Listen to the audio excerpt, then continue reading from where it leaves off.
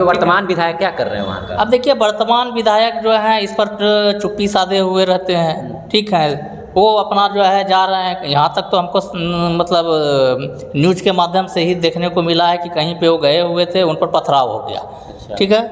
तो आखिर पथराव होने का कारण क्या है?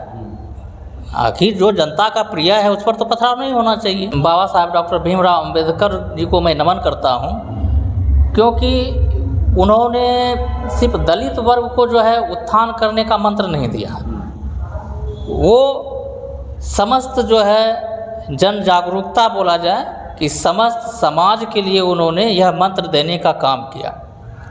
क्योंकि उनका नारा रहा है शिक्षित बनो, संगठित हो, संघर्ष करो। तो ये कहना है कि जब तक जो है कोई भी शिक्षित नहीं बनेगा तो अपने स्वयं का और अपने परिवार का कैसे वो विकास कर पाएगा शिक्षा के माध्यम से? समाज का विकास नहीं कर पाएगा तो संगठित नहीं हो। हमारे साथ मंजीत कुमार दास है, जो मुंगेर से सकरा विधानसभा से दावा ठोक रहे हैं, जहां से अशोक चौधरी अभी वर्तमान में विधायक हैं। उनके खिलाफ जो है इस बार यह मैदान में उतर रहे हैं और दावा ठोक रहे हैं कि इस बार अशोक चौधरी को हराकर दम लेंगे। सबसे पहले स्वागत है सर आपका। जी बहुत बहुत धन्यवाद। ऐसा है कि मैं किसी के लिए जो है ना मतलब उसके विरोध में बोलूँगा, क्योंकि मैं जनता के लिए समर्पित रहा हूँ।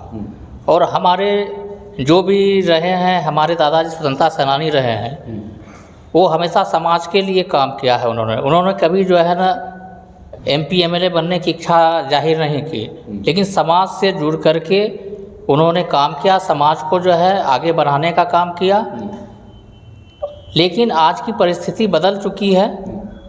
जनता को चाहिए एक आत्मशक्ति प्रदान करने वाले कैंडिडेट, आत्मबल प्रदान करने वाले कैंडिडेट, जो उनके हर एक सुख दुख में शामिल हो, उनके दुख दर्द को समझने वाले हो और उनसे अपना एक पारिवारिक लगाव रखने वाले नेता। वो नेता नहीं हो, बल्कि वो वहाँ के बेटा बन करके उनके बीच में रहे और उनके हर सुख दुख में, हर एक परेशानियों में शामिल रहने। जो अभी सकरा के विधायक है सर, वर्तमान के जो भी विधायक है, तो क्या लगता है कि वो अभी काम वाम नहीं कर रहे हैं वहाँ पे? देखिए, क्षेत्र की जनता को कहीं न कहीं कुछ कमियां तो ज़रूर दिखाई दी होगी अपने क्षेत्र में।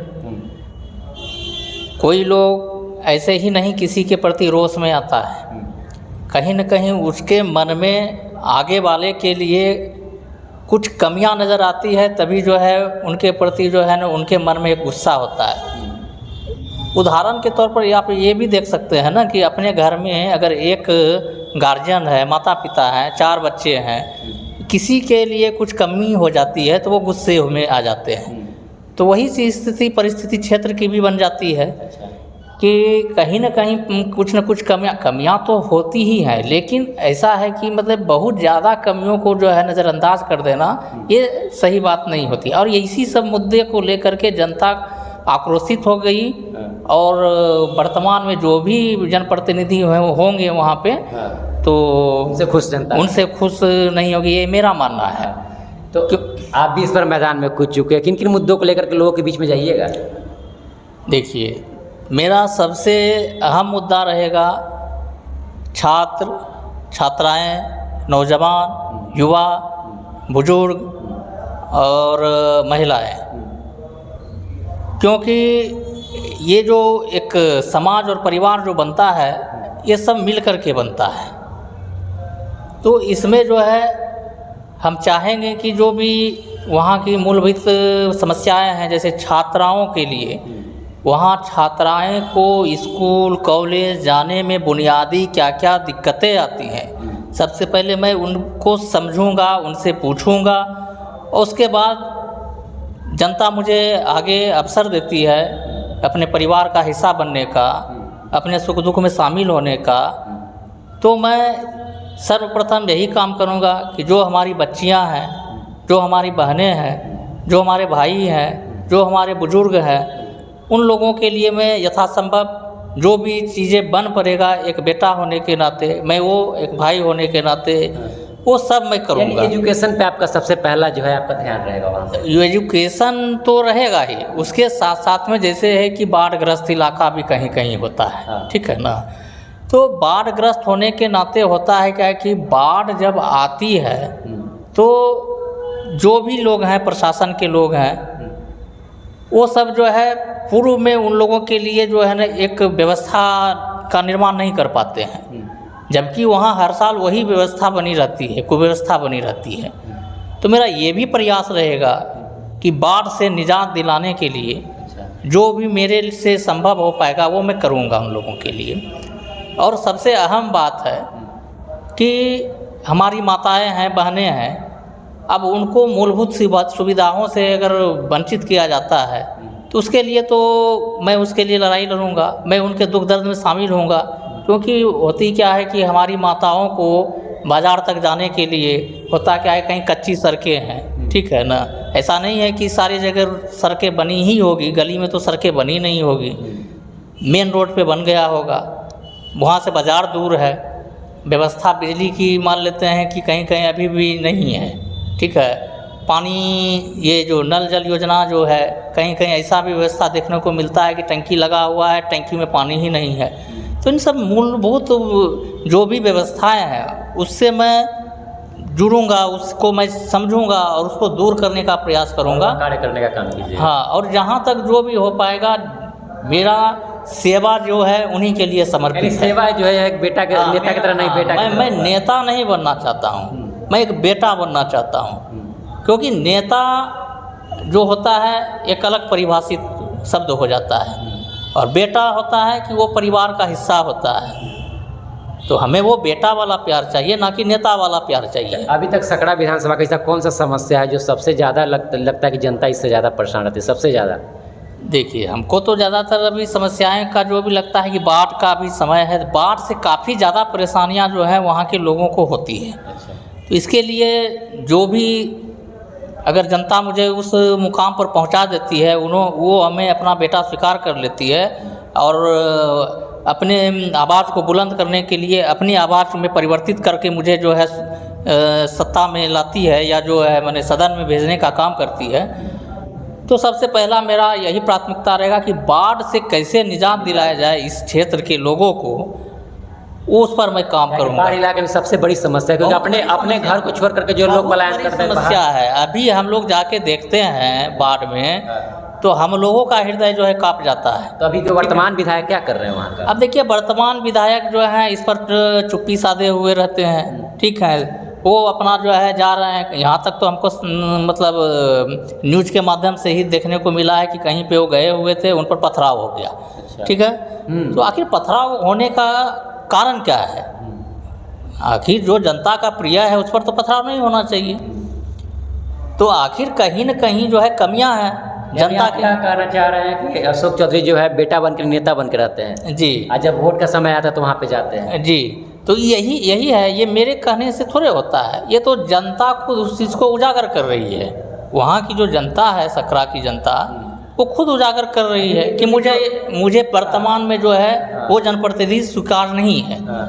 क्योंकि जो लोग वोट से चुन करके गए हैं फिर उन्हीं पर जो है अगर कोई पत्थर और ये लाठी अगर बरसाने लगे, ये तो दुर्भाग्य है ना। दुर्भाग्य की बात है। जो सदन में जिनको जनता चुन करके अपने एक उम्मीद से भेजती है और जनता स्वयं उस पर पथराव कर देती है, ये तो समझ से परे वाली बात है। इसका मतलब यही होता है कि जनता को जो है ये स्वीकार नहीं है ये जनप्रतिनिधि, क्योंकि उन्होंने काम नहीं किया है। तो स्वाभाविक सी बात है, तब तो पथराव होता है। बाबा साहब ने कहा था कि शिक्षित रहो, संगठित रहो, संघर्ष करो, तो वहाँ पर इस तरह का जो है कोई कार्य? देखिए, सबसे पहले तो मैं बाबा साहब डॉक्टर भीमराव अंबेडकर जी को मैं नमन करता हूँ, क्योंकि उन्होंने सिर्फ दलित वर्ग को जो है उत्थान करने का मंत्र नहीं दिया, वो समस्त जो है जन जागरूकता बोला जाए कि समस्त समाज के लिए उन्होंने यह मंत्र देने का काम किया। क्योंकि उनका नारा रहा है शिक्षित बनो, संगठित हो, संघर्ष करो। तो ये कहना है कि जब तक जो है कोई भी शिक्षित नहीं बनेगा तो अपने स्वयं का और अपने परिवार का कैसे वो विकास कर पाएगा शिक्षा के माध्यम से? समाज का विकास नहीं कर पाएगा, तो संगठित नहीं होगा। क्योंकि शिक्षा नहीं अगर रहेगी, अगर हम मान लेते हैं हम अगर ABCD पढ़ना नहीं जानेंगे तो हम कैसे अपने बच्चों को पढ़ा पाएंगे A for Apple, B for ball? क ख ग घ नहीं जानना चाहेंगे तो कैसे हम अपने बच्चों को पढ़ा पाएंगे? कोई कि कौन क सीकर तो आकर वो किताब। तो यही सब परिभाषित जो है बाबा साहब का मूल मंत्र रहा है कि लोग इनको अलग अलग विचारों से में ला करके परिवर्तित करती है उनके, लेकिन ऐसा नहीं है। ये मेरा व्यक्तिगत मतलब एक मानना है कि बाबा साहब सिर्फ दलित समाज के लिए ये मंत्र नहीं दिए हैं, उन्होंने बहुजनों के लिए एवं सवर्ण समस्त जो है जितने भी अपने जो है समाज के लोग हैं सबों के लिए उन्होंने ये मंत्र देने का काम किया है, पूरे भारतवासी के लिए हाँ। देने का काम। और जो भी लोग उनके मंत्र को जो है अग्रसारित करने का काम किया, आत्मसात करने का काम किया, वो समाज में और देश में नाम कमाने का काम किया उन्होंने। तो ये सबसे बड़ी उपलब्धि है बाबा साहब डॉक्टर भीमराव अम्बेडकर जी का कि उन्होंने जो है इन सब विषयों पर गहन चर्चा की होगी। वो तो एक महान विद्वान थे तो उनकी बात तो अद्वितीय ही होगी, लेकिन फिर भी जो हम जैसे छोटे से समाज के लोगों को अगर इस तरह का समझ है तो हमारा ये मानना है कि बहुत बड़ी बात है, ठीक है ना, ये कोई छोटी मोटी बात नहीं। तो इस बार सर पूर्ण विश्वास है सकरा की जनता से कि इस बार जो है आप लोग को भरपूर प्यार मिलेगा आपको? बिल्कुल, क्योंकि मैं निस्वार्थ रूप से, और हमारा ऐसा नहीं है कि मैं आज राजनीति में आया हूँ, हमारा पृष्ठभूमि राजनीति का रहा है, ठीक है।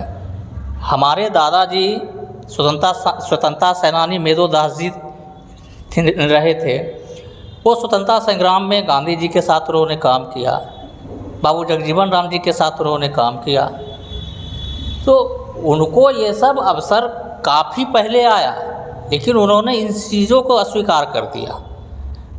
तो लेकिन आज की परिस्थिति को देखते हुए मैंने यह निर्णय लिया है कि ऐसे सिर्फ महात्मा गांधी की तरह बैठ करके मैं समाज की सेवा नहीं कर सकता हूँ, क्योंकि आज की स्थिति परिस्थिति सारी चीज़ें बदल चुकी हैं और इस बदलते स्वरूप में मुझे वहाँ का प्रतिनिधित्व करने का ख्याल आया और जनता का भरपूर सहयोग मिलेगा। और जनता का भरपूर सहयोग मिलेगा, ये मेरा मानना है, विश्वास भी है।